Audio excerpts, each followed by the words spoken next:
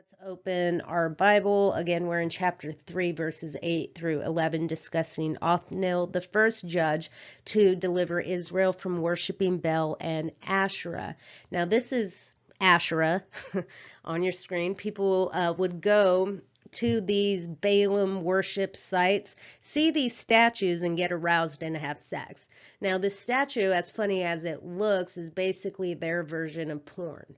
Baal, the god of rain, would impregnate Mother Earth, Asherah. People would reenact this ritual in the temple and believe that it encouraged the gods to provide rain and make their crops grow.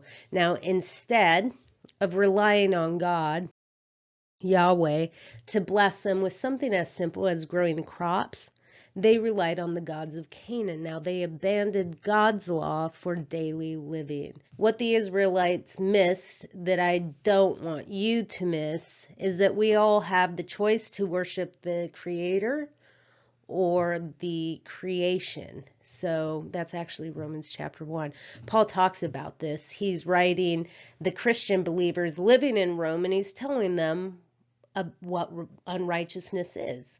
Not only sexual desires, but serving and worshiping creation and not God. So before we go to the next slide, I want to parallel the Israelites and our culture today. For example, the Israelites believed they were doing God's work by making crops grow in this ritual temple sex. Now, the evil behind this was packaged as a positive thing, because that's what Satan does. You need crops to grow, so you have to perform this ritual sex. And, oh, if a child is conceived, then burn the child as a sacrifice to God. Evil packaged as positive. In fact, if you read the verses in Romans chapter 1 that I'm referencing, it discusses the caution of worshiping worldly things rather than worshiping God. God will give you over to those desires, to sexual immorality. We actually learn that in this book. God will give you over to those sins. So today, we use the term sex positive, meaning have no shame in exploring your sexual desires with as many partners as you'd like, claiming that sex is just a, quote, physical act. Well, we know sex is not just a physical act. Clearly, there are emotional and mental traumas from rape or having been sexually abused. So to claim sex is a physical act is just false. If sex is consensual, then what is the harm? Well, the harm is that we can't predict regret. We don't know if we'll have regrets immediately or the next day or down the road. As soon as we make a person an object, a sexual object, we use them.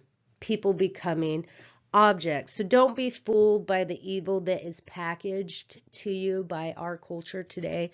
All you have to do is swipe right and your hookup for the night is on its way. That is a lie. Evil being packaged as a positive. So you don't want to live in regret, and definitely you don't want to be used by someone. Love gives, lust takes. So if you truly love someone, then give yourself to them in marriage. Now, it sounds horrible to hear that the Canaanites would burn the baby to death. Killing a child is killing a child, no matter how you package the evil. No one sells immorality with immorality. No one's screaming, I have the right to murder. Instead, we use words like choice, because that sounds better. Today, we have birth control. Evil, again, packaged as a positive. So instead of dealing with an unplanned pregnancy, we set up for planned promiscuity, planned immorality, planned sin. And I know it's scary for you parents out there dealing with teenagers, and you think it's positive to put your child on birth control, because if you don't, kids are having sex anyway, right? No, that's wrong. Can you imagine if we took that approach with everything? Like, I know my kid's going to drink, so I just bought him a 6-pack. Or I know my kids are going to do drugs, so I hooked them up with a local drug dealer. Like, evil packaged as positive. Now, sex, of course, is not evil. It was made to be a spiritual experience, and that should be shared within the confines of marriage. A funny quote by my favorite author, Dr. M. Scott Peck. He wrote, "Sex is the closest that many people will ever come to a spiritual experience, and it's no accident that even atheists and agnostics will, at the moment of orgasm, scream out, 'Oh God.'" Now, anyway, the Israelites failed to put their trust in God and fell into all types of immorality. And today, Romans chapter 1 tells us that if we fail to put our trust in Jesus, then we too will fall into all sorts of depravity.